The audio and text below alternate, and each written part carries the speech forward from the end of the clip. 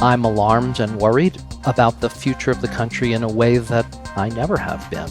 And, I think it is up to all Americans of goodwill to do their civic duty as best they know how. Welcome to the award-winning podcast, Lawyer to Lawyer, with J. Craig Williams, bringing you the latest legal news and observations with the leading experts in the legal profession. You're listening to Legal Talk Network.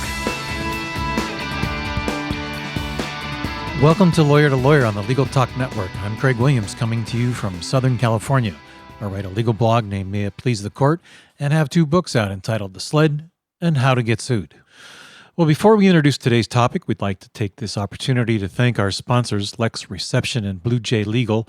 Lex Reception is a close-knit team of virtual receptionists dedicated to professionalism, warmth, and a 24/7 availability for law firms and attorneys. Blue Jay Legal's AI-powered foresight platforms accurately predict court outcomes and accelerate case research by using factors instead of keywords. You can learn more at bluejaylegal.com. That's blue, the letter J, legal.com. bluejaylegal.com. Well, on July 30th, 2020, this year, President Trump tweeted the following: with universal mail-in voting, not absentee voting, which is good, 2020 will be the most inaccurate and fraudulent election in history. It will be a great embarrassment to the USA. Delay the election until people can properly, securely, and safely vote. So what does it mean when a sitting president calls for the delay of an election? What's the difference between universal mail-in voting and absentee voting? And why does this controversy even exist? How will it all affect the 2020 election? Well, today on Lawyer to Lawyer, we're going to spotlight voting in the upcoming November election. We will discuss this tweet, the controversy surrounding mail-in voting, and predictions on what we're going to see on Election Day. To do that, we've got a great show for you. Our guest is Professor James A. Gardner, a specialist in election law from the University at Buffalo School of Law. He is one of the most frequently cited legal scholars working in the field of election law and recently ranked among the top 10 most cited faculty in election law scholarship, according to the influential election law blog. Jim is also a leading authority on American state constitutional law, as well as the principles of federalism. Welcome to the show, Jim. Thanks. Nice to be here. Well, we pretty much know what Trump said. I read it there in the introduction. What's your initial reaction to it? Well, I mean, it's one thing after another. So it's hard to be surprised or even shocked, I guess, these days at the things that the president says. But the idea that this will be the most fraudulent and inaccurate election ever run because of mail-in voting is simply false. There is no reason to think so. There may be the election may have problems because of low turnout, because of the pandemic, but it won't be inaccurate or fraudulent because of the use of mail voting. And it's interesting that you raised the pandemic. I looked back briefly at the history of voting during the 1918 pandemic, before women had the right to vote. And it turns out that there was a low turnout, like you predict here, perhaps. And as a consequence, the Republicans won both the House and the Senate. What is Trump's problem here? What's really going on? Well, what's really going on is something that's quite dangerous and something with which the United States, fortunately, has no prior experience. Donald Trump is, and I'm going to use strong words here, but they're justified, he is an aspiring authoritarian.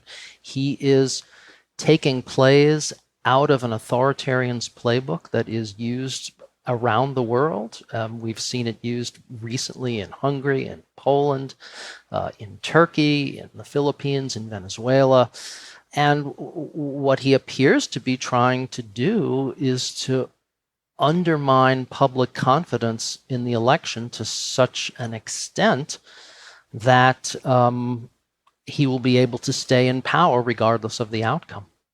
And it's not just this tweet. I mean, he's also made some complaints about the Postal Service that the Postal Service has apparently pushed back about.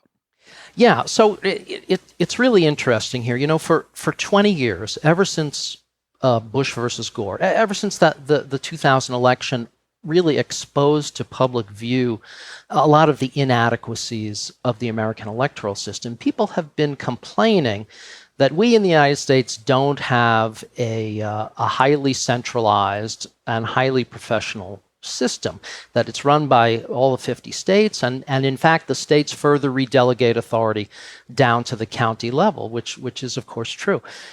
On the other hand, the current situation exposes one of the great benefits of having a decentralized system, which is that somebody sitting at the center, Donald Trump, can't get his hands on the entire electoral regulatory apparatus and manipulate it to suit himself. But the Postal Service is a federal agency, and because of the unusually great emphasis that will be laid on postal voting right now, actually Trump does have, I think, perhaps some opportunity to influence how things go. Well, Trump has said, let's take a look really at what power Trump has to affect the election beyond the Postal Service. Congress sets the election when it's supposed to be, so that can't happen. And there was huge pushback on both sides to his tweet. But what power does he have to influence the election? Well, so, let's talk about his statements about delaying the election. So the President of the United States has no power to delay the election. This is one of the consequences of our decentralized system. The states are the ones that regulate the elections. The Constitution fixes at an absolute date and time the end of the presidential term. Congress has enacted laws that provide for the date of the election and the meeting of the Electoral College, and the President of the United States has no authority whatsoever to influence that. So he's really out of the picture. Can Trump stay in office? I mean, what happens if we do, let's play that game, the hypothetical in law school. Trump loses the election, Biden wins, and he refuses to vacate the White House, and, they got a fence and military. What happens? Yeah, well, this is a situation that is faced with, dismaying frequency in other countries around the world. And, it feels very weird to say these things about the United States. But what you have to hope is that the military and employees of the federal government decide that their allegiance is the allegiance that they took an oath to hold, which is an allegiance to the Constitution and not to any individual. And, at noon on January 20th, Donald Trump would be considered to be a trespasser in the Oval Office if he didn't voluntarily leave before then. That really is the only solution to that problem, I suppose. Trump is making a lot of noise about mail-in voting, the universal mail-in voting. That was a bill that was proposed, but did it ever make it into law? In what jurisdiction are you speaking of? I believe the Universal Mail-in Voting Act was proposed, I think, in 2007 to fix some of the issues in prior votings. I think there were some issues regarding states, including voting restrictions and qualifications in order to vote as part of mail-in voting. Yeah, so there's been no federal intervention in that way. So just to make clear the context, Article 1, Section 4 of the Constitution provides that states have the power to regulate not only their own elections, which is simply implicit under the system of federalism and the sovereignty that states retain under that system. But Article 1, Section 4 also makes states essentially the first line of regulatory authority, even for federal elections, which is a very unusual arrangement considered in global context. But Congress has the authority under that provision to essentially override state regulation with respect to federal elections. But it has used that authority very, very sparingly. When we talk about election law, we're talking overwhelmingly about state law. Sure, there's a couple of federal statutes. There's the Voting Rights Act. There's the Help America Vote Act. There's the Motor Voter Law. But really, it's a matter of state law. And anyway, so at the moment, the laws that govern how people vote, where they vote, by what means and method they vote, that's all state law. And they're all different. Yes, absolutely. I mean, there does tend to be So federalism permits, of course, in principle, a huge amount of diversity. But what does tend to happen among the states is that they talk to each other, and best practices tend to emerge over time. And so there does tend to be some convergence of state law. But in the area of elections, I think there's probably less convergence than we would find in other areas. I mean, certainly there's no equivalent of the Uniform Commercial Code for electoral law. Right. Well, and historically, states have imposed different restrictions on different classes of people. Can you give a brief little history of how, I know it's extensive, but what are some examples of how people have attempted to restrict voting, and how does it turn out?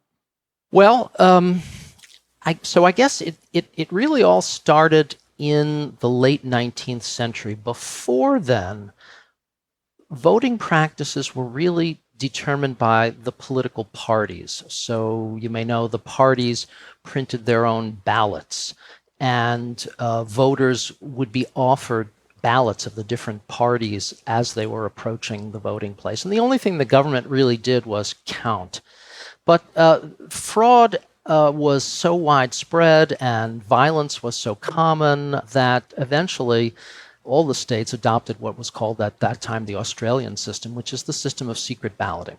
So as soon as there was a secret ballot which was printed by the government started to have to make all kinds of decisions about what the ballot would look like and who would get on it instead of the parties making those decisions. And so that really got the states into the business of regulation. One of the first and most important state laws in this field was a requirement of voter registration.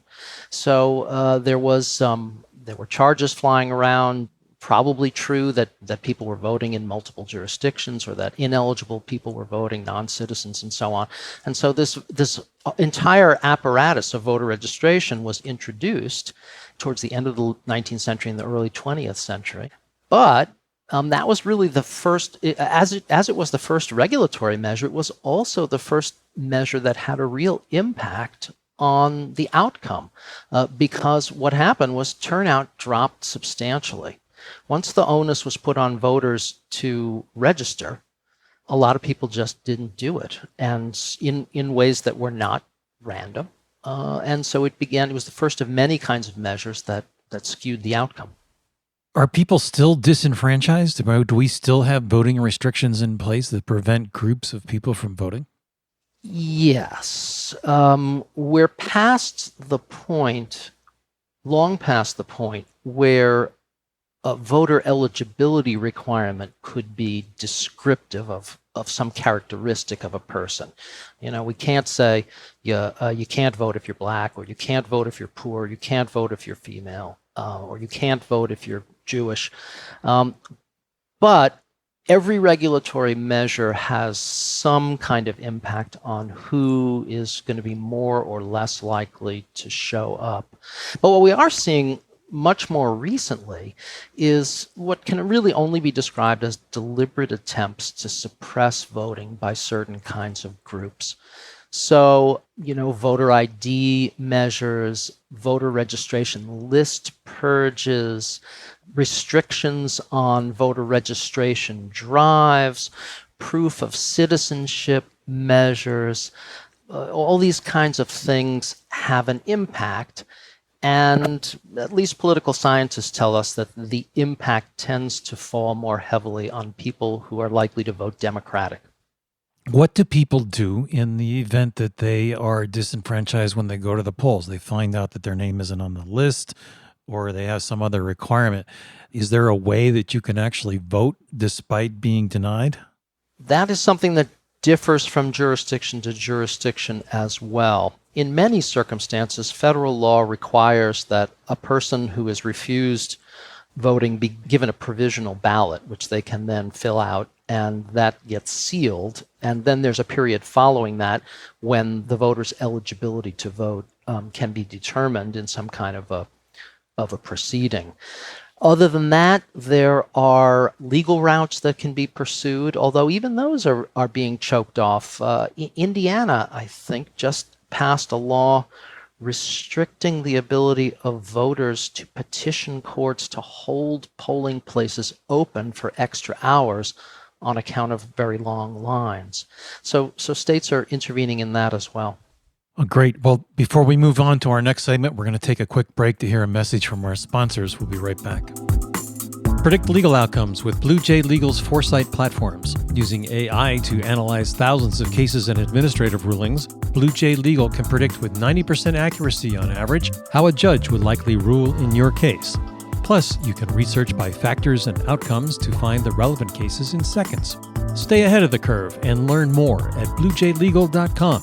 That's blue, the letter J, legal.com. bluejaylegal.com. 80% of callers who reach voicemail hang up. Hiring an answering service means that you never miss a lead. Lex Reception can take your calls live, handle legal intake, and schedule appointments in a professional manner for less than the cost of hiring an in-house employee. There are no contracts, and the service is quick and easy to set up. For 50% off your first month's service, visit lexreception.com/lawyer-to-lawyer. And welcome back to Lawyer to Lawyer. I'm Craig Williams, and with us today is Professor James A. Gardner, a specialist in election law out of the University at Buffalo School of Law. We've been talking about various restrictions on voting and how the president can affect voting. President Trump is now saying, well, it's okay for Florida to vote, and he's issuing some type of a challenge perhaps in Nevada over the votes there. Is it truly because one is going to be Republican and the other one's going to be Democratic? Well, that does seem to be the common thread with Mr. Trump. And he's been, one might say, disarmingly frank about that. He criticized a law introduced by Democrats in the House on the grounds that if the law were passed, you'd never have another Republican elected. So he's quite transparent up front about that. His claims are, junk. There's no reason on earth to think that Florida will be a better manager of the election, no matter how it ends up being conducted, than other states. And of course, maybe Mr. Trump's memory is poor. It was Florida that, because of its extremely poor election administration, precipitated the crisis of Bush versus Gore. And as for Nevada, the Trump campaign, I guess today or yesterday, sued the state of Nevada to block their plan to distribute ballots to all registered voters. What are the grounds for? I haven't seen the complaint. I'd be very curious to know what the legal grounds are. But from the statements that have been made, it sounds like it has to do with the risk of fraud. And the truth is that the risk of voter fraud is approximately zero. Has there, back in the day, there was some serious fraud, as you mentioned. When did that change, and how did it change? Yeah, well, the secret ballot got rid of an entire culture of electoral fraud, or at least it made the commission of electoral fraud much, much more difficult. That didn't mean, of course, that there wasn't electoral fraud, but what it did mean is that the location in which fraud is perpetrated in order to have an effect migrated. And it migrated from the individual voter to the official apparatus. So right now, when we say voter fraud is approximately zero, what we mean is that fraud perpetrated by individual voters is zero. And the reason is because it's very hard to get away with, and it gets you practically nothing, and the risk is a felony conviction. If you want to show up at the poll and cast a vote in the name of somebody who you are not, you have to risk a felony conviction for what? To get one additional vote for your candidate. That's fraud on what I like to think of as a retail scale. If you want to really influence election, you have to commit fraud on the wholesale level. So the place where fraud occurs, and when it does occur, which is still extremely rare, but where it has an impact, is when it is corrupt election officials who are perpetrating it. So, for example, in the 1982 Chicago mayoral election, the Democratic machine controlled this very heavily, and all kinds of things happened, like precinct captains were going into the polling place after the polls were closed and marking a straight Democratic ticket and running through the machine 500 additional times.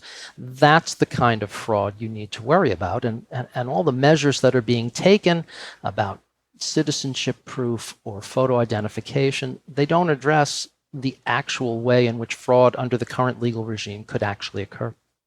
Well, President Trump has kind of reversed himself, as he has several times, and now is saying that he has the authority to issue an executive order to address the expected influx of mail-in voting. What could he possibly say? You know, I don't know what he means by that. I don't know who it would be addressed to. Would it be addressed to the Postal Service? I can only imagine. You know, I don't really believe that the president has supervisory authority over the Postal Service, but this is a piece of administrative law arcana that I'm not familiar with.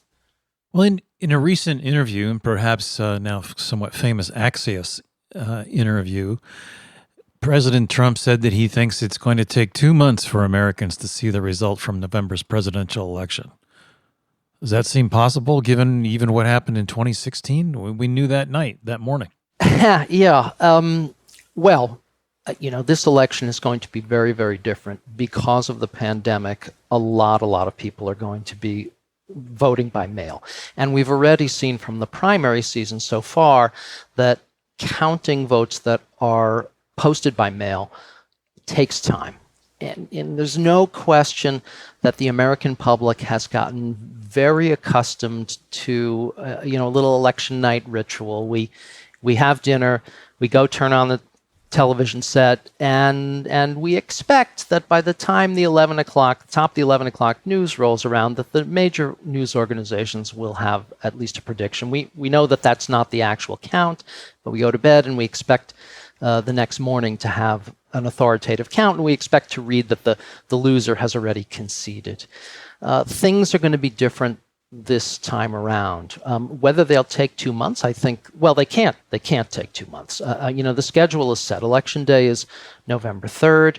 Any disputes over the identity of electors under the federal statute have to be resolved by the states, if they're going to be resolved by the states, by December 8th. And then the Electoral College meets on December 14th to vote.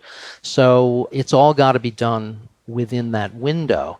Now, some states have proposed trying to speed things up by getting legislation allowing state electoral officials to begin to count the absentee ballots before Election Day. And Republicans are resisting this politically and with lawsuits wherever it's been proposed. Well, you mentioned the Electoral College, and that's an interesting thing because we've just had a major Supreme Court decision on faithless electors. Can you kind of let us know what happened there? Yeah, so the Electoral College is an interesting institution. These electors are appointed in a manner selected by the state legislature under Article 2 of the Constitution.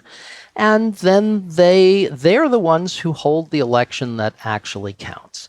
And there is a long, long historical tradition of members of the Electoral College simply deferring to the wishes of the people of their state. But they're not required to do so by the Constitution. And in fact, the writings of the framers, and particularly Alexander Hamilton, who wrote on this in the Federalist Papers, suggested that the whole design of the Electoral College was to introduce a body of wise and virtuous men who would actually make the selection a kind of selection that the people themselves were not really fully competent to make.